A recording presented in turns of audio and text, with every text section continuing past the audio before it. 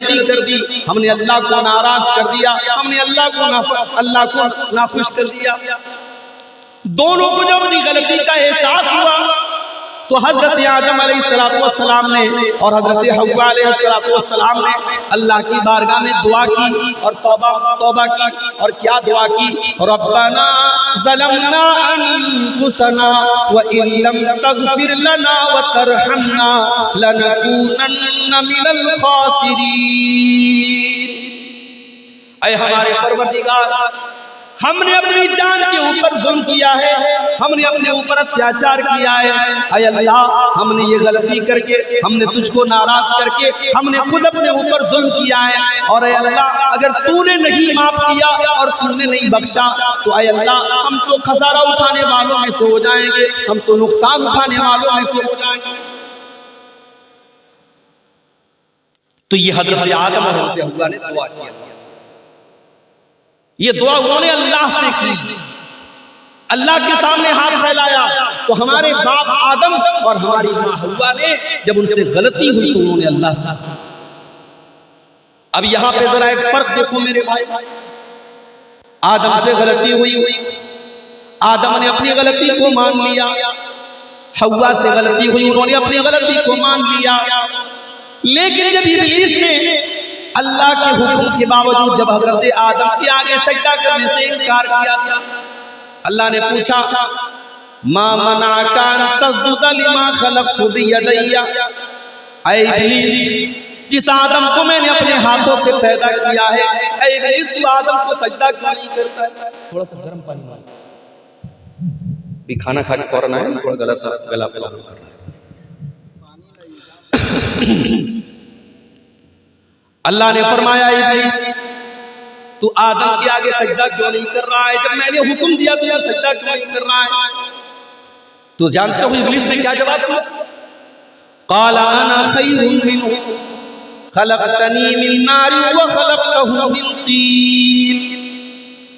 कहा कि अल्लाह, मैं आदम से बेहतर हूं, मैं आदम से बेहतर हूं। तूने मुझे आग से पैदा किया है और आदम को मिट्टी से पैदा किया है। आग हमेशा ऊपर जाती है, मिट्टी हमेशा नीचे जाती है। आग से पैदा होने वाली चीज मिट्टी से पैदा होने वाली चीज सजदा करता है। अल्लाह का हुक्म है। इब्लीस लॉजिक लगा रहा है, इब्लीस तर्क लगा रहा है, इब्लीस मंतिक लगा रहा है। पता ये चला जब अल्लाह का हुक्म आ जाए तो फिर लॉजिक नहीं लगता, जब अल्लाह का फरमान आ जाए तब अपना दिमाग नहीं लगाते। अल्लाह का हुक्म है तो होता। जाड़े का मौसम में हमने मोजा पहना हुआ है। अल्लाह के नबी ने फरमाया कि अगर कोई आदमी मुकीम है अपने घर पर और मोजा पहने हुए तो एक दिन और एक रात वो मोजे पर मसा करके नमाज पढ़ सकता है। और मुसाफिर है, अपने शहर के बाहर गया है तो 3 दिन और 3 रात वो मोजे पर मसा कर सकता है। यानी अगर उसने वजू करके मोजा पहना है, मान लो आज फजर की नमाज में उसने वजू करके मोजा पहना तो कल फजर की नमाज तक, कल फजर के पहले पहले तक वो सारी नमाजें मोजा पहने सिर्फ मोजे के ऊपर मसा करके पढ़ सकता है। अब जरा गौर करो, मोजा जब हम पहनते हैं और जब हम मोजा पहन करके जमीन पे चलते हैं तो हमारे मोजे का जो निचला हिस्सा होता है वो गंदा होता है, वो डस्टी हो जाता है और उसमें धूल लग जाती है, मिट्टी लग जाती है। मगर जब हम मसा करते हैं तो मोजे के ऊपर मसा करते हैं, मोजे के नीचे मसा नहीं। अगर लॉजिक लगाओगे, अगर अकल लगाओगे तो अकल ये कहती है कि मोजे के नीचे मसा होना चाहिए। डस्ट तो वहां लगा है, धूल तो वहां लगी है, मिट्टी तो वहां लगी है, मगर यहाँ लॉजिक नहीं लगाएंगे, यहाँ अकल नहीं लगाएंगे। अल्लाह का हुक्म है हम मोजे के ऊपर मसा। इब्लीस ने लॉजिक लगाया, इब्लीस ने कहा कि अल्लाह मैं आदम को सजदा नहीं करूंगा क्योंकि मैं आग से पैदा हुआ हूं और आदम मिट्टी से पैदा हुए हैं और आग से पैदा होने वाली चीज, मिट्टी से पैदा होने वाली चीज को सजदा नहीं कर सकती। अल्लाह ने कहा अच्छा, मेरे हुक्म के आगे तू लॉजिक लगा रहा है, मेरे आदेश के बाद मंतिक लगा रहा है, अकल लगा रहा है, अल्लाह ने इब्लीस को मरदूद करार दे दिया और क़यामत तक के लिए और हमेशा के लिए इब्लीस अल्लाह ताला के गज़ब का और गुस्से का हक़दार हो गया और अल्लाह की बारगाह से निकाल दिया गया। पता ये चला दो रास्ते हैं, एक आदम का रास्ता है, एक इब्लीस का रास्ता है। आदम से भी गलती हुई, इब्लीस ने भी गुनाह किया, मगर आदम ने अल्लाह से माफी मांग ली, आदम ने तौबा कर ली, आदम ने अल्लाह से माफी मांग ली और इब्लीस ने माफी नहीं मांगी। इब्लीस ने गुनाह किया और गुनाह करने के बाद अपने गुनाह के ऊपर डटा रहा और ढिठाई करता रहा। इसी को कहते हैं एक तो चोरी ऊपर से सीधा, एक तो चोरी कर रहा है, अल्लाह को नाराज कर रहा है और उसके बाद अपने गुनाह की दलील दे रहा है। मेरे प्यारे साथियों, उसी आदम की औलाद, मेरी प्यारी माँ बहन, मेरे नौजवान साथियों, उसी आदम की औलाद हम और आप हैं, उसी हव्वा की औलाद हम और आप हैं। जब हमसे कोई गलती हो जाए, जब हमसे कोई गुनाह हो जाए, हम अल्लाह से माफी मांग लिया करें, हम अल्लाह से तौबा कर लिया करें। अल्लाह ताला तो तौवाबुर रहीम है, अल्लाह ताला तो गफूरुर रहीम है। वो हमारे तौबा करने के बाद हमारे गुनाहों को नेकियों में कन्वर्ट कर देगा, बदल देगा। जानते हो, एक बड़ी प्यारी हदीस आपको सुनाने जा रहा हूं। ये हदीस आपको सही मुस्लिम के अंदर मिली। अल्लाह के नबी फरमाते हैं, जब बंदा कोई नेकी का काम करना चाहता है, जब बंदा कोई नेकी के काम करने का इरादा करता है, अल्लाह ताला फरिश्ते से कहता है, मेरा बंदा नेकी के काम का इरादा कर रहा है, उसके नाम आमाल में एक नेकी लिख दो। अभी उसने नेकी नहीं किया है, अभी उसने नेकी का इरादा किया है, अभी वो रात में इशा की नमाज पढ़ के आया है, वो बिस्तर पे ये सोच के सोया है कि कल मैं तहज्जुद की नमाज पढ़ूंगा। अभी उसने सिर्फ इरादा किया है, अल्लाह ताला ने उसके नाम आमाल में एक नेकी लिख दी। रात में 2 बजे नींद खुली, रात में 3 बजे नींद खुली। वो आज के नौजवानों की तरह तो नहीं होगा जो रात को 2-2 बजे तक और 3-3 बजे तक लड़कियों से चैटिंग करने में अपना टाइम गुजारे। वो ऐसा पढ़ के बेचारा सोया है, मैं रात में तहज्जुद पढ़ूंगा, रात में 2 बजे उठता है और अल्लाह की बारगाह में तहज्जुद पढ़ता है। अगर वो तहज्जुद पढ़ लेगा तो अल्लाह के नबी फरमाते हैं, उसके नामे आमाल में 10 नेकियों का सवाब मिलता है। उसने 8 रकात तहज्जुद की नमाज पढ़ी, लेकिन उसको सवाब मिलेगा 80 रकात पढ़ने का, उसको 10 गुना ज्यादा सवाब मिलेगा। सिर्फ इरादा करके सोया था, अल्लाह ने एक नेकी लिख दी और जब वो काम कर लिया, अल्लाह ने 10 नेकी का सवाब उसको दिया। उसके अपोजिट में अब जरा गौर से सुनिएगा, अल्लाह कितना रहमान है और कितना कृपालु है और कितना दयालु है। उसकी कृपाएं कितनी बड़ी, उसकी दया कितनी बड़ी है, उसकी रहमत कितनी बड़ी है, जरा इस हदीस से अंदाजा लगाओ मेरे भाई। अल्लाह के नबी फरमाते हैं, अगर बंदा किसी गुनाह के काम का इरादा करता है, किसी गलत काम का इरादा करता है, कोई भी गलत काम करने का इरादा करता है, अल्लाह फरिश्तों से कहता है रुक जाओ, अभी बंदे ने इरादा किया है, अभी उसने गुनाह का काम नहीं किया है, उसने गलत काम नहीं किया है। जब तक मेरा बंदा वो गुनाह का काम ना कर दे, जब तक वो गलत काम ना कर दे, उसके नामे आमाल में तुम गुनाह मत लिखना।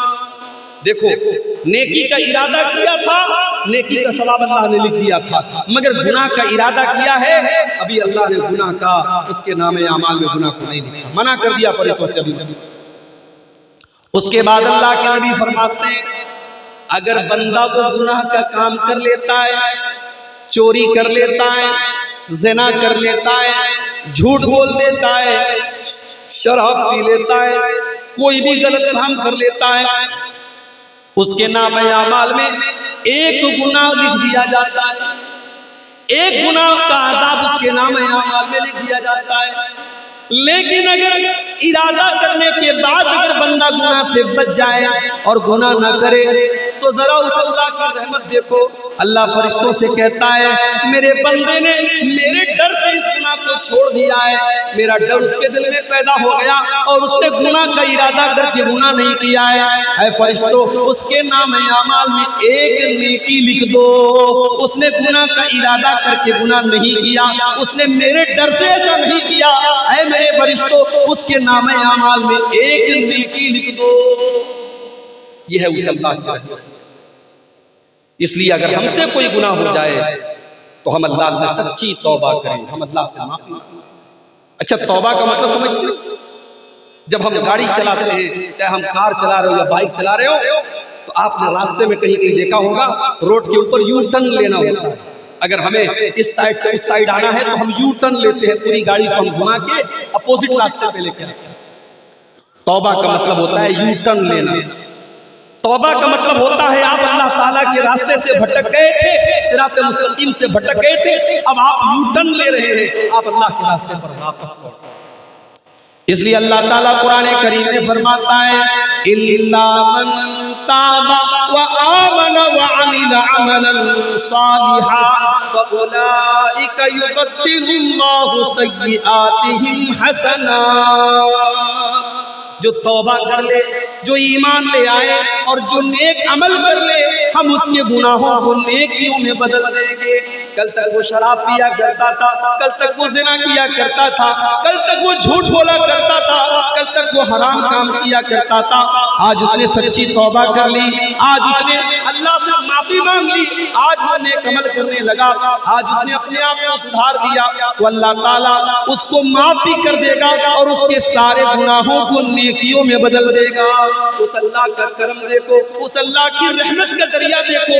फउलाइका युबद्दिलुल्लाहु सय्यिआतिहिम हसनात। दुनिया में अगर हमारा एक बाप का अगर बेटा कोई गलती कर दे और बेटा आके बाप से कहे अब्बा मुझसे गलती, बच्चा गलती कर दे, माँ से आके कहे अम्मा गलती हो गई, तो माँ माफ कर देती है, बेटा माफ कर। मगर बाप जब माफ करता है, माँ जब माफ करती है, तो ऐसा तो नहीं करती है माँ, ऐसा तो नहीं करता है बाप कि उस बच्चे को माफ कर दे और उसके बाद उसको तोहफा दे दे। मगर वो अल्लाह, वो जब हम तौबा करते हैं मेरे भाइयों, तो वो हमें माफ भी करता है और हमें तोहफा देता है, हमारे गुनाहों को नेकियों में बदल देता है। ये उस अल्लाह का करम है, ये उसकी रहमत है मेरे भाई।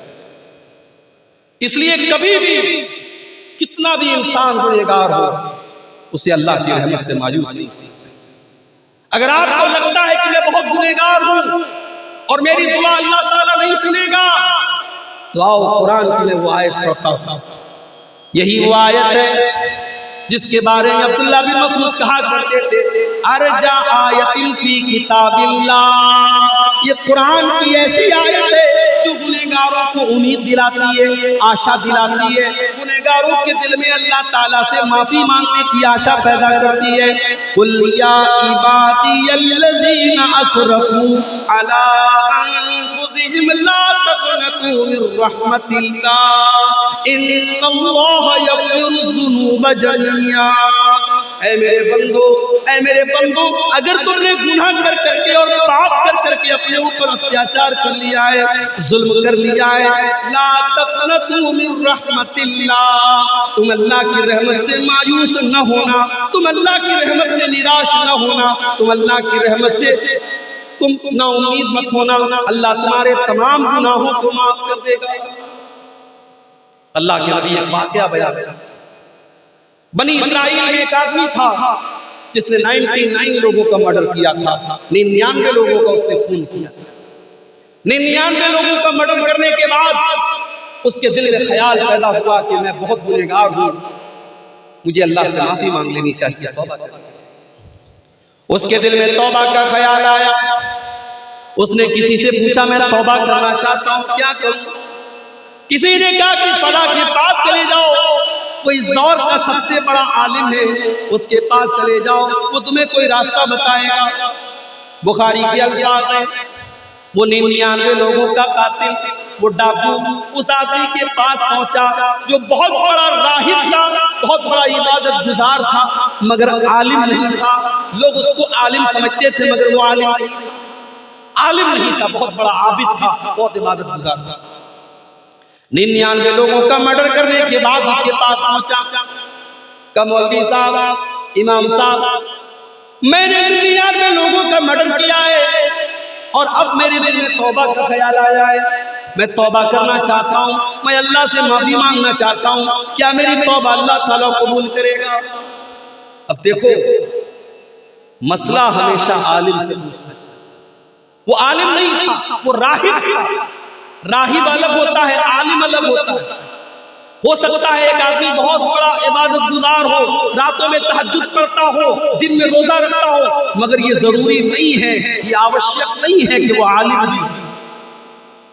भाई आप बीमार होते हैं, आप डॉक्टर के पास जाते हैं, और डॉक्टर के पास भी उस डॉक्टर के पास जाते हैं जिसके पास आपकी बीमारी का इलाज, जो स्पेशलिस्ट हो।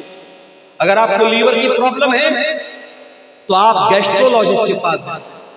अगर आपको दिल की प्रॉब्लम है आप कार्डियोलॉजिस्ट के पास जाएंगे। अगर आपको दिमाग की प्रॉब्लम है आप साइकियाट्रिस्ट के पास जाएंगे। अगर आपको हड्डी की प्रॉब्लम है आप आर्थो के स्पेशलिस्ट के पास जाएंगे। अगर आपकी नस में कोई प्रॉब्लम है आप न्यूरोलॉजिस्ट के पास जाएंगे। हर फील्ड का एक माहिर डॉक्टर है, आप उस डॉक्टर के पास जाएंगे जो आपकी बीमारी की फील्ड में माहिर है। मगर दीन का मसला आता है तो साहब जो इंटरनेट पर बैठ करके दो चार लंबी चौड़ी बातें करे, हम उसे अल्लामा बना देते हैं, उसे इमाम बना देते हैं, उसको फॉलो करने लगते हैं। कितने नौजवान हमारे हैं इंजीनियर अली मिर्जा को बहुत फॉलो। मुझे मालूम है आपके बंगाल में भी बहुत सारे नौजवान बड़े मुतासिर हैं इंजीनियर अली। जिस इंसान की ये औकात है कि वो खड़े होकर के अपनी तकरीर में कहता है साहब इमाम हरम को भी ऐन निकालना नहीं आता। दुनिया के बेहतरीन कुरान पढ़ने वाले जो हरम के इमाम हैं, ये कमबख्त कह रहा है कि उनको ऐन निकालना, जब वो इय्याका नस्तईन कहते तो उनसे ऐन नहीं निकलती है, ऐन मैं निकालता। और जब उलमा ने उसको पकड़ा और कई जगह उसके कुरान की आयतों को गलत पढ़ा, तब उसको फॉलो करने वाले कहते हैं कि आप लोगों की तो दुकानें बंद कर दी अली मिर्जा ने, तो आप तो उसकी गलतियां निकाल। मेरे भाई कभी ठंडे दिमाग से गौर करो। मेरे नबी ने फरमाया था कि हर दौर में मेरी उम्मत में एक जमात ऐसी रहेगी जो सही को सही कहेगी, गलत को गलत कहेगी। अगर अली मिर्जा जो बात पेश कर रहा है अगर वो बात सही है, अली मिर्जा के पहले ये बातें कहने वाला कोई क्यों नहीं। इस उम्मत में 1400 साल से आज तक जो सलफ का अकीदा है, जो उम्मत का अकीदा है, सबने हजरत मुआविया को सहाबी माना है, सबने हजरत मुआविया का एहतराम किया है, और सबने ये कहा है सहाबा के बीच में जो इख्तिलाफ हुआ है, जो लड़ाई झगड़ा हुआ है, जो जंग हुई है, उसके बारे में अपनी ज़बान। और ये मरदूद क्या कहता है? ये कहता है साहब अगर मैं होता उस दौर में तो मैं अली के साथ होता और मैं मुआविया के खिलाफ जंग करता। अरे तू है कौन, तेरी औकात क्या है? और आज हमारा नौजवान ऐसे इंसान को अपना इमाम मानते हैं, अपना उसको फॉलो करते हैं। उसकी तकरीरें सुन करके बहुत सारी औरतें उसकी तकरीरें सुनती हैं, कहती साहब वो बड़ी अच्छी बातें करते हैं, समाजी बातें करते हैं। माफ कीजिएगा, आप जिसको इमाम और अपना आलिम बना रहे हैं और जिसकी आप तकरीरों को सुन रहे हैं, मेरे भाइयों उसके अकीदे का भी सही होना बहुत जरूरी है। उसके अकीदे का होना भी बहुत जरूरी है। आप अगर किसी की तकरीर सुन रहे हैं, आप उसको अपने दीन का टीचर बना रहे हैं। और टीचर हर गैर नत्थु खैरे को नहीं बनाया जाता, टीचर उसको बनाया जाता है जो हमारे सब्जेक्ट का माहिर हो। हम साइंस पढ़ने जाते हैं तो मैथ के टीचर के पास नहीं जाते, मैथ पढ़ने जाते तो इंग्लिश के टीचर के पास नहीं जाते, इंग्लिश पढ़ने जाते तो हिस्ट्री के टीचर के पास नहीं जाते। हम सब्जेक्ट के टीचर से हम कांटेक्ट करते हैं और उससे हम इल्म लेते हैं। मेरे भाइयों, दीन का इल्म उलमा से। और जब उलमा की बात आई तो एक और दर्द मेरे दिल में है, वो आज आपके सामने आया। माशाअल्लाह कलियाचक का इलाका पूरे हिंदुस्तान में इसकी अपनी एक पहचान है। हमने देखा था जब पूरे मुल्क में नाइंसाफी के खिलाफ धरना प्रदर्शन हो रहा था, इसी कलियाचक में बहुत बड़े पैमाने पर विरोध प्रदर्शन हुआ। यहाँ के मुसलमानों की अपनी एक आवाज है, यहाँ के मुसलमानों की अपनी एक ताकत मानी जाती है। मगर आपके इलाके में एक इमाम साहब ने मुझसे कहा 15 साल से मैं एक मस्जिद पर इमामत कर रहा हूं, 15 साल से एक मस्जिद पर मैं नमाज पढ़ा रहा हूं, और सरकारी 3000 के अलावा मस्जिद के लोग मुझे 6000 रुपया यानी टोटल 9000 रुपये महीने में मैं अपनी गुजर बसर कर रहा हूं। और जब मैंने अपना मकान बनवाया तो मस्जिद के मुतवल्ली साहब मुझसे नाराज, और कहने लगे तुम कितना पैसा पाते हो? तुमने मकान। यानी हम ये चाहते हैं हमारी मस्जिद का इमाम हमेशा भिखारी बना रहे, उसके पास अपने रहने का मकान न बने। आज कितनी मस्जिदें हैं जहां 4000 और 3000 पर हमने 5 टाइम की नमाज पढ़ाने के लिए इमाम को रखा है। पूरे गांव में, पूरे मोहल्ले में कोई नमाज ना पढ़े, कोई हरज की बात नहीं है। इमाम साहब बेचारे अगर एक दिन फजर की नमाज में उनकी नींद लेट से खुल जाए तो सुबह चाय के होटलों पर बीड़ी सुलगाते हुए और बीड़ी का धुआं निकालते हुए कहते हैं, अरे इमाम साहब तो आज फजर की नमाज नहीं। इमाम तुम्हारे बाप का नौकर नहीं है, तुम्हारी लौंडी नहीं है। तुम्हें ये हक किसने दिया है कि तुम हर छोटी बड़ी बात पर अपने इमाम पर कीचड़ उछालते? दुनिया की हर कौम अपने धर्म गुरु की इज्जत करती, अपने मजहब के जो गुरु होते हैं उनका सम्मान करती है। और आज आपने अपने उलमा को भिखारी बना।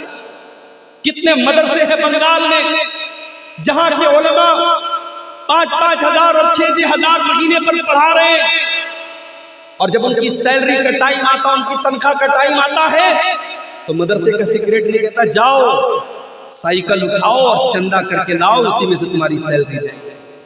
वो मौलवी बेचारा जाकर के मोटरसाइकिल और साइकिल से घर घर जाकर के भीख मांगे, तब जाकर उसकी सैलरी का इंतजाम होता है। यही हालात रहे तो वो दिन दूर नहीं है जब आपकी मस्जिदों में इमाम नहीं मिलेंगे, जब आपके मदरसों में पढ़ाने वाले टीचर नहीं मिलेंगे। अभी एक साहब ने बताया कि एक मौलवी जो मदरसे में बच्चों को पढ़ा रहा था आज कोयला ठेलने का काम कर रहा है। और किसी ने पूछा तुम तो अच्छा खासा बच्चों को पढ़ा रहे थे, तुम ये कोयला ठेलने का काम क्यों करने लगे? कहा कि वहां 4000 रुपया लोग मुझे तनख्वाह देते थे और 12000 का मसला पूछते। वो कोयला ठेलते। लॉकडाउन के बाद कितने उलमा ने बिजनेस करना शुरू कर दिया, नौकरी करने लगे, रिक्शा चलाने लगे, मजदूरी करने लगे। उन्होंने कहा ये गुलामी हम नहीं करेंगे। मेरे भाइयों, अपने उलमा की इज्जत करो, अपने इमाम की इज्जत करो। अगर तुम्हें यह हक है कि तुम अच्छा मकान बना के रहो तो इन उलमा को भी हक है कि वो मकान बनाए। अगर तुम्हारे बच्चे अच्छे स्कूलों में पढ़ते हैं और आला तालीम हासिल करते हैं तो इन उलमा को भी पूरा हक हासिल है कि वो अपने बच्चों को स्कूलों में और आला तालीम दिलाएं, उनके बच्चे भी बेहतरीन तालीम हासिल करें। और अगर आप अपने बीवी बच्चों के साथ रहते हैं तो इन उलमा को भी अपने बीवी बच्चों के साथ रहने का हक हासिल है। कितनी मस्जिदों के इमाम हैं, उनको छोटी सी कोठरी दी गई है, वो फैमिली के साथ नहीं रह सकते, वो परिवार के साथ नहीं रह सकते। वो बेचारे शादी हो चुकी है, बीवी गांव में रहती है, 2-2 महीने पर 3-3 महीने पर इमाम साहब अपनी बीवी के पास जाते हैं, अपने बच्चों के पास जाते हैं। बच्चों का बाप मौजूद है, बच्चे यतीम की जिंदगी गुजार रहे हैं। शौहर, बीवी का शौहर मौजूद है और बीवी बेवा की जिंदगी गुजार रही है। माफ करो मेरे भाई, आपने अपने उलमा को जीते जी मार डाला, उनके बच्चों को यतीम बना डाला, उनकी औरतों को बेवा बना डाला। जिस इमाम के लिए आपने छोटा सा कमरा बनाया है, एक फैमिली क्वार्टर का इंतजाम भी आप कर सकते थे। अगर आप अपने बच्चों के साथ रहना चाहते हैं, अपनी बीवी और परिवार के साथ रहना चाहते हैं तो इन उलमा को भी पूरा हक हासिल है कि अपने परिवार के साथ रहें। अपने उलमा को इतना जलील मत करो। 15 साल एक मस्जिद पर इमामत कराने वाला आज 4-5 हजार रुपया अगर मस्जिद कमेटी से पा रहा है तो आप इस पर एतराज करें तो मकान क्यों बनवा रहा है, तू घर क्यों बनवा रहा है, तुझे घर बनाने का कोई हक हासिल? सोचो उस इमाम के दिल पर क्या गुजरी होगी। वो 15 साल अगर उसने किसी बिजनेस में दिया होता तो शायद आज उसका बिजनेस बहुत आगे बढ़ गया होता। उसने 15 साल किसी प्राइवेट कंपनी में नौकरी की होती तो आज उसकी सैलरी बहुत ज्यादा होती। मेरे प्यारे साथियों, अपने उलमा को इतना मजबूत करो। अल्लाह की कसम, जब किसी मस्जिद में कोई मौलवी खड़ा होकर कहता है लोगों मेरी बच्ची की शादी है, मुझे अपनी बच्ची की शादी के लिए मुझे पैसे चाहिए, तो मुझे तकलीफ होती है कि हमने अपने उलमा को इस मकाम पर लाके खड़ा कर दिया कि उनको अपनी बेटियों की शादी के लिए भीख मांगनी पड़े, उनको अपनी बीवी के इलाज के लिए भीख मांगनी पड़े। नहीं मेरे भाई, अपने उलमा को इज्जत दो, सम्मान दो, मकाम दो। वो तुम्हारे नौकर नहीं है, वो तुम्हारे गुलाम नहीं है, उनका एहसान है तुम्हारे ऊपर, उनका एहसान है तुम्हारे ऊपर, तुम्हारे माँ बाप से बड़ा एहसान है। तुम्हारे माँ बाप तो तुम्हें पालते हैं, तुम्हें पोसते हैं, तुम्हें जन्म देते हैं, मगर ये उलमा तुम्हें दीन सिखाते हैं, तुम्हें नमाज पढ़ाते हैं, तुम्हें हलाल बताते हैं, तुम्हें हराम बताते हैं, तुम्हें जायज बताते हैं, तुम्हें नाजायज बताते हैं। इन उलमा को इनका मकाम तो मेरे भाई वो 99 लोगों का जो कातिल था, वो जब पहुंचा आलिम के पास नहीं पहुंचा, आबिद के पास पहुंचा। वो बहुत बड़ा इबादत गुजार था मगर आलिम नहीं था। उससे जाके कहा कि साहब मैंने 99 लोगों का मर्डर किया है और अब मैं तौबा करना चाहता हूं। अब चूंकि वो आलिम नहीं था तो उसने मसला गलत बताया। आलिम होता तो शायद गलत ना बताता, उलमा से भी गलती हो सकती है, मगर जाहिर है जिसके पास इल्म नहीं है उसकी गलती होने का चांस ज्यादा है। उसने कहा 99 लोगों के कातिल तू बड़ा आया तौबा करने, 900 चूहे खा करके बिल्ली हज करने चली आई, तू चला जा, तेरी तौबा कबूल नहीं होगी, अल्लाह तुझे माफ नहीं करेगा। तूने 99 लोगों का खून बहाया है, अल्लाह तेरी तौबा कबूल नहीं करेगा। उसने कहा ऐसी बात, अगर मेरी तौबा अल्लाह कबूल नहीं करेगा तो चलो एक गुनाह मैं और कर देता हूँ।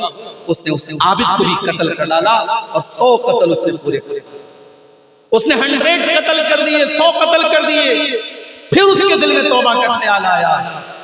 फिर उसने पूछा किसी से मैं तौबा करना चाहता हूँ, क्या करूं?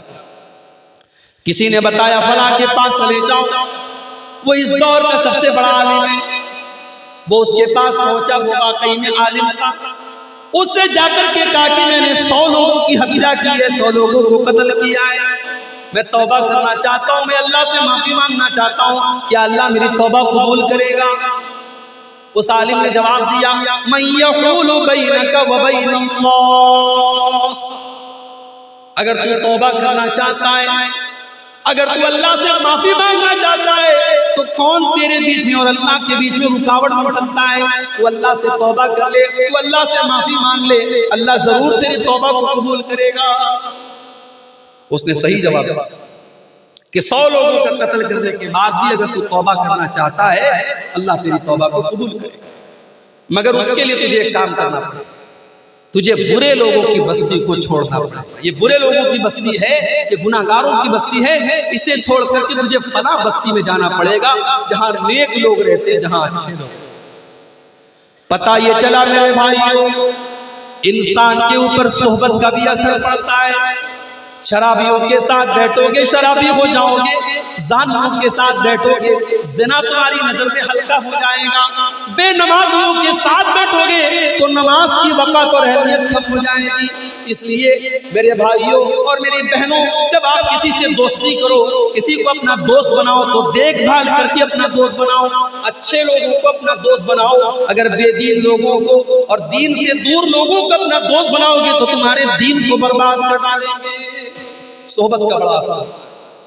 अब वो 100 लोगों का कातिल अपने गांव से निकला, अपनी बस्ती से निकला, और अभी वो रास्ते ही में था कि उसकी मौत का टाइम। अब जब मौत का टाइम आ गया तो रहमत के फरिश्ते भी मौके पर पहुंच गए और अजाब का फरिश्ता भी पहुंच गया। अजाब का फरिश्ता कहने लगा ये 100 लोगों का कातिल है, इसकी रूह को मैं ले करके जाऊंगा, ये अजाब का हकदार है। रहमत का फरिश्ता कहने लगा नहीं, ये तो तौबा कर चुका था, ये तो अल्लाह से माफी मांग चुका था, ये तो नेक लोगों की बस्ती की तरफ जा रहा था, ये तो अल्लाह की रहमत का हकदार है, इसकी रूह को मैं ले करके जाऊंगा। अब रहमत का फरिश्ता और अजाब का फरिश्ता दोनों आपस में लड़ने लगे। अल्लाह ने तीसरे फरिश्तों को भेजा इंसान की शक्ल में, वो वहां से गुजरने लगे। दोनों फरिश्तों ने उसको रोका, कहा भाई हम दोनों फरिश्ते, ये रहमत का फरिश्ता है, मैं अजाब का फरिश्ता हूं, और हमारे बीच में ये मामला चल रहा है, आप ही कोई हल बता दीजिए। तो उस फरिश्ते ने जो इंसान की शक्ल में अल्लाह की तरफ से भेजा गया था, उस फरिश्ते ने ये फैसला किया कि एक काम करो, तुम लोग तो फरिश्ते हो, तुम्हारे लिए कोई मुश्किल नहीं है, तुम पूरे रास्ते का माप कर, पूरे रास्ते को नाप लो, अगर ये गुनहगारों की बस्ती से ज्यादा करीब है तो इसको अजाब का फरिश्ता लेकर के जाएगा, और अगर ये नेक लोगों की बस्ती से ज्यादा करीब है तो इसको रहमत का फरिश्ता लेकर जाएगा। जब दोनों फरिश्तों ने रास्ते को नापा है, हदीस के अल्फाज है मेरे प्यारे साथियों, अल्लाह के नबी फरमाते हैं कि वो एक बालिश, ये जो हाथ के पंजे का जो ये माप होता है, इसको उर्दू में बालिश कहते हैं, हमारे यहाँ उर्दू में बित्ता बोलते हैं। एक बित्ता या एक बालिश्त जो है वो इंसान, वो 100 लोगों का जो कातिल था वो नेक लोगों की बस्ती से ज्यादा करीब था। अल्लाह की रहमत का फरिश्ता उसको लेके गया है। इसलिए गुनाह जितने भी ज्यादा हो जाएं, अल्लाह की रहमत से इंसान को मायूस नहीं होना चाहिए, तौबा करना चाहिए, अल्लाह से माफी मांगनी चाहिए। मगर ये बात याद रखो मेरे भाई, जब हम कोई गुनाह का काम करते हैं, उस गुनाह का असर हमारे बच्चों पर भी पड़ता है, हमारे ऊपर भी पड़ता है। हमारे ऊपर ये पड़ता है कि हमारे दिल सख्त हो जाते हैं, हमारे दिल कठोर हो जाते हैं। और दिल जब कठोर हो जाता है, दिल जब सख्त हो जाता है, तो कुरान की आयतों का असर नहीं होता है, नबी की हदीसों का असर नहीं होता है। आज रात रात भर जलसे हो रहे हैं, जुमा के अंदर खुतबे हो रहे हैं, तकरीरें हो रही हैं, मगर दिल के ऊपर कोई असर नहीं पड़ रहा है, क्योंकि दिल सख्त हो चुका है, दिल कठोर हो गया है, दिल सख्त। इसीलिए अल्लाह ने कुरान के पहले पारे में जब बनी इस्राइल का जिक्र किया तो फरमाया सुम्मा कसत कुलूबुकुम मिन बादि ज़ालिका फहिया कल हिजारती औ अशद्दु क़स्वा। ऐ यहूदियों, तुमने अल्लाह को इतना नाराज किया, तुमने अल्लाह को इतना नाराज किया कि गुनाह करने की वजह से तुम्हारे दिल सख्त हो गए, और इतने सख्त हो गए फहिया कल हिजारती औ अशद्दु क़स्वा, तुम्हारे दिल तो पत्थरों से भी ज्यादा सख्त हो गए, दिल कठोर हो गया है। तकरीरें सुन रहे हैं हम, दिल के ऊपर असर नहीं पड़ रहा है। हम बयान सुन रहे हैं, हम कुरान की आयतें सुन रहे हैं, मगर दिल के ऊपर असर नहीं। तो दिल को अगर सख्ती से बचाना है तो गुनाह से बचना पड़ेगा। इसीलिए अल्लाह के नबी फरमाते हैं, जब बंदा कोई गुनाह करता है, उसके दिल के ऊपर एक काले रंग का नुक्ता डाल दिया जाता है, एक काले रंग का धब्बा डाल दिया जाता है। अगर बंदा तौबा कर लेता है, अगर बंदा अल्लाह से माफी मांग लेता है, वो काले रंग का धब्बा मिटा दिया जाता है। और अगर बंदा दोबारा वो गुनाह करता है, वो काले रंग के धब्बे और बढ़ते चले जाते हैं, हत्ता तालुवा कल्बहु, यहाँ तक कि उसके पूरे दिल के ऊपर छा जाते हैं। जब बंदा गुनाह पर गुनाह करता चला जाता है, उसका पूरा दिल काला हो जाता है, और जब दिल काला हो जाता है तो इंसान का दिल कैसा हो जाता है? कल्ला बल राना अला कुलूबिहिम मा कानू यक्सिबून। इंसान के गुनाह उसके दिल के ऊपर छा जाते हैं, फिर दिल के ऊपर कोई असर नहीं पड़ता है। तो इसलिए अगर गुनाह करेंगे हम तो हमारे दिल सख्त हो जाएंगे। गुनाह का पहला नुकसान। गुनाह का दूसरा नुकसान, इंसान अगर गुनाह करेगा उसकी रोजी रोटी पर असर पड़ेगा। उसके मुकद्दर में जो रोजी मिलने वाली थी, उसकी दुकान पे जो कस्टमर आने वाला था, उसके कारोबार में जो मुनाफा और प्रॉफिट होने वाला था, वो अल्लाह ताला हटा लेता है, छीन लेता है। इन्नल अब्दा ला युहरमु रिज़्क़ बिज़ंबिन युसीबुहु। बंदा अपने गुनाह की वजह से अपनी रोजी रोटी से महरूम कर दिया जाता है। इंसान की रोजी रोटी पर असर है।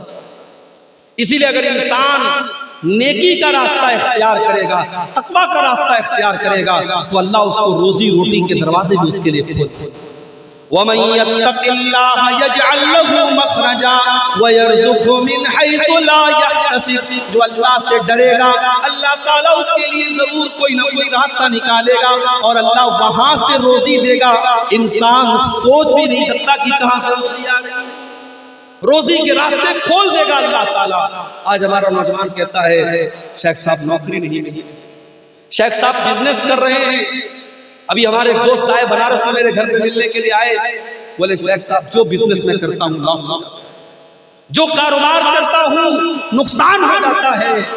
मुझे लग रहा है किसी ने मेरे कारोबार पर जादू कर दिया है, मेरे बिजनेस पर बंदिश कर दी है।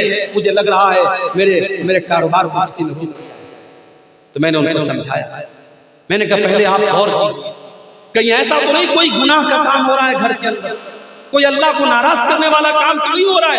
अगर इंसान गुनाहों की दुनिया में और गुनाहों के दलदल में अगर पड़ा है, घर में ज़िना हो रहा है, घर में बेहयाई हो रही है, घर में गाना बज रहा है, घर में अल्लाह को नाराज किया जा रहा है, तो आपके बिजनेस पर और आपके कारोबार पर उसका बुरा असर पड़ेगा भाई। क्योंकि अल्लाह के नबी फरमाते हैं, इन्नल अब्दा ला युहरमु रिज़्क़ बिज़ंबिन युसीबुहु। बंदा अपने गुनाह की वजह से अपनी रोजी से नहीं। और अल्लाह ताला का कलाम सच्चा है, अल्लाह कभी झूठ नहीं बोलता। अल्लाह ने कुरान में फरमाया, वलौ अन्ना अहलल कुरा आमनू वत्तक़ौ लफ़तहना अलैहिम बरकातिन मिनस समाई वल अर्ज़। अगर ये बस्ती वाले, अगर ये गांव वाले, अगर ये ईमान वाले बन जाएं, ये अगर मुत्तकी और परहेजगार बन जाएं, तो हम आसमानों जमीन की बरकत के दरवाजे इनके ऊपर खोल देंगे, बरकतों के दरवाजे खुल जाएंगे। मेरे भाई, सहाबा ने छोटा छोटा बिजनेस। अभी मुंबई से मेरे पास फोन आया, 28 तारीख को मेरा प्रोग्राम है मुंबई में, वहां से फोन आया, मौलवी साहब अगर आपको मौका मिले तो थोड़ा बिजनेस और तिजारत करो। आज हमारी कौम के लोग तिजारत में बहुत पीछे है, थोड़ा बिजनेस और तिजारत करो। मेरे भाइयों, बिजनेस में बड़ी बरकत है, तिजारत में बड़ी बरकत है। ईमानदारी के साथ अगर आप बिजनेस करेंगे अल्लाह बरकत देगा। लेकिन हाँ, हराम चीज का कारोबार करेंगे, हराम चीज का बिजनेस करेंगे, हो सकता है आपका मकान बेहतरीन बन जाए, हो सकता है आपके घर में टाइल्स लग जाए, हो सकता है आपके घर में मार्बल बिछ जाए, हो सकता है आप बहुत पैसे कमा लें, मगर उस पैसे में बरकत नहीं होगी और आज नहीं तो कल आपको पछताना पड़ेगा। इसलिए जब बिजनेस करो तो पता करो मैं जो बिजनेस करने जा रहा हूँ ये सही है कि नहीं है, ये हलाल है कि नहीं है। आज हमारी प्रॉब्लम ये है, हम बिजनेस जब करने लगते हैं, बिजनेस शुरू कर देते हैं, उसके बाद हम मौलवी साहब से पूछते हैं, मौलवी साहब ये बिजनेस मैंने शुरू कर दिया है, ये सही है कि नहीं है। अब हम मौलवी साहब से फतवा नहीं पूछ रहे, हम मौलवी साहब के मुंह से उगलवाना चाहते हैं कि मौलवी साहब कहीं से कोई रास्ता निकाल दे कि सही है। अगर मौलवी साहब ने कह दिया नहीं ये गलत है, तो हमें लगेगा कि मौलवी तो हमारा दुश्मन है, ये तो हमारे कारोबार के पीछे पड़ा, हम दूसरे मौलवी को पकड़ेंगे, तीसरे मौलवी को पकड़ेंगे और हम कोशिश करेंगे कहीं से हमारे मन की बात निकल जाए। हम फतवा कम पूछते हैं और मौलवी के मुंह से अपने मन का जवाब निकलवाने की ज्यादा कोशिश करते हैं। मेरे भाई, अगर आप ईमानदार होते तो कारोबार शुरू करने से पहले आप मौलवी साहब से पूछते, मौलवी साहब मैं ये कारोबार करना चाहता हूँ, ये सही है कि नहीं है, ये जायज है कि नहीं है। इसीलिए हजरत उमर फारूक जब मदीना के मार्केट में जाते थे तो सहाबा से कहते थे हमारे मार्केट में वही कारोबार करेगा जो हलाल हराम को जानता है, जो जायज नाजायज को जानता है, जो सही और गलत को जानता है, वही कारोबार करेगा, हर कोई कारोबार ना करे। मेरे भाई, कारोबार में बड़ी बरकत है अल्लाह ताला।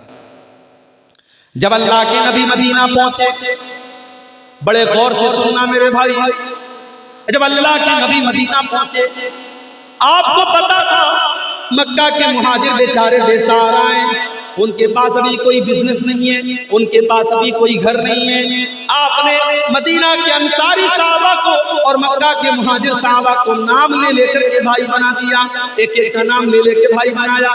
ये मदीना का अंसारी है, ये मक्का का मुहाजिर है, ये दोनों एक दूसरे के भाई भाई हैं। दोनों का हाथ उठा करके अल्लाह के नबी ने भाईचारा करा दिया।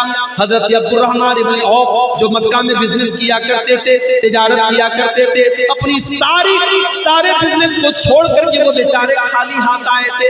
अल्लाह के नबी ने उनको हजरत साद बिन रबी का भाई बना दिया।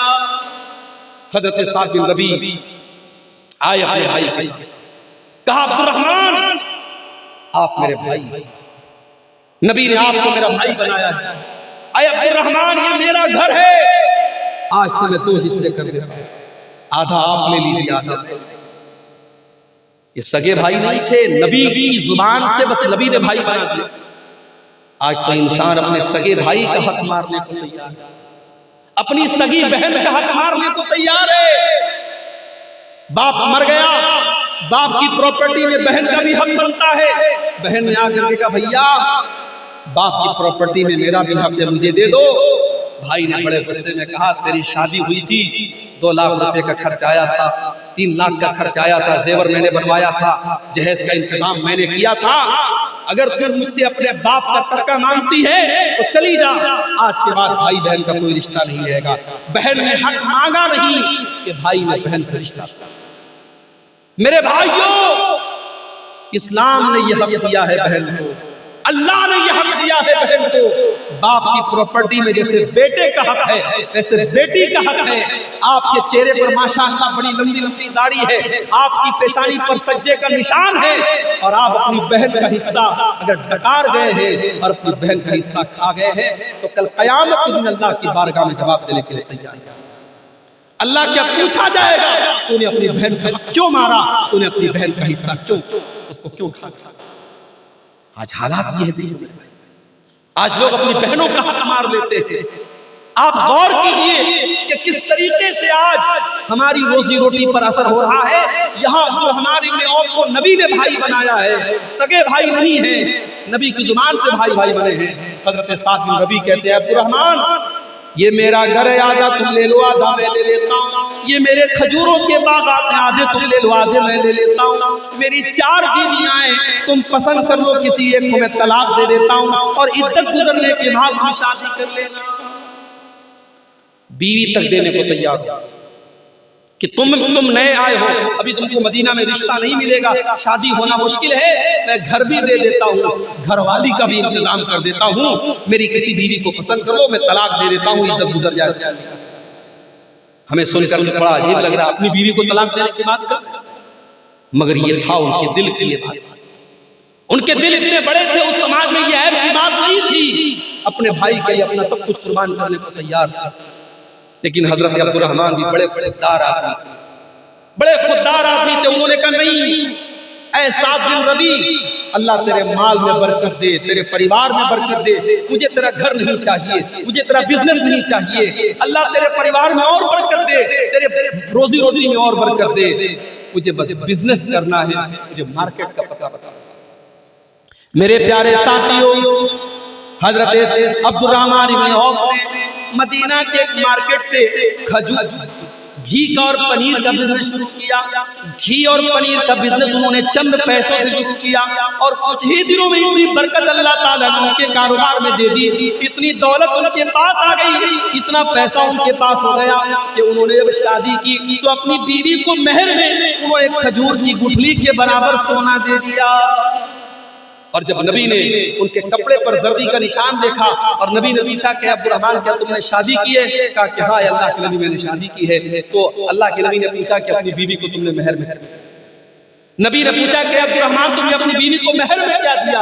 हमारे यहाँ जब किसी लड़के की शादी होती है तो लड़के से पूछा जाता है तुझे जहेज में क्या मिला, 4 व्हीलर मिली कि 2 व्हीलर मिला, वॉशिंग मशीन मिली कि फ्रिज मिला, क्या क्या मिला, हम लड़के से ये पूछते हैं। यहाँ अल्लाह के नबी अब्दुर्रहमान से पूछ रहे हैं अब्दुर्रहमान तूने अपनी दुल्हन को मेहर में क्या दिया? कहा अल्लाह के नबी मैंने खजूर की गुठली के बराबर सोना दिया है। आपने